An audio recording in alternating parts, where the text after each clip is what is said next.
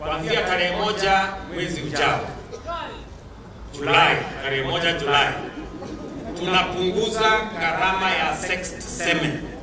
Hiyo mnanunua shilingi 4,000, tunapunguza mpaka shilingi 1,000.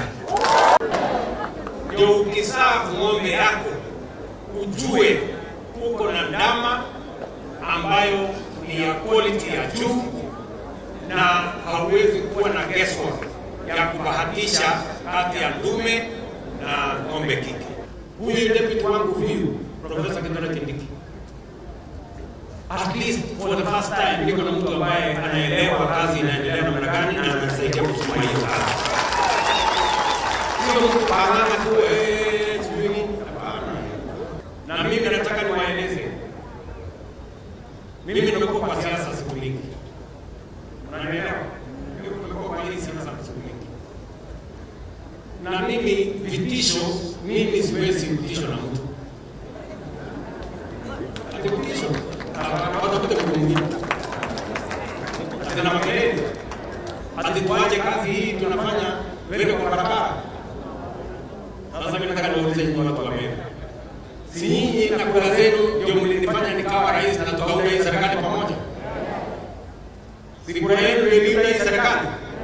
Mnataka hii serikali wafanyie kazi ama mnataka ifanyie watu wengine? Si wafanyie kazi. Na ndio sababu mimi nimesema yule ambaye yako tayari kufanya kazi, mimi nitafanya kazi na yeye.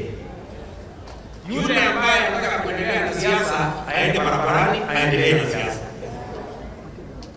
Si 2027 tutakutana na wao. Kwani ni mafundi kiasi gani? Wasituletee nani. Sio kama tunaelewa sisi. Orojo propaganda tu. Sijui nini. Kasongo sijui Ruto Moscow. Watu hawana mpango. Ukiwauliza wewe mpango yako kwa wakulima ni gani? Nasema Kasongo. Wewe mpango ya watoto wetu kusoma ama kuendesha mambo ya stima ni gani? Ruto Moscow. Sasa mimi nawauliza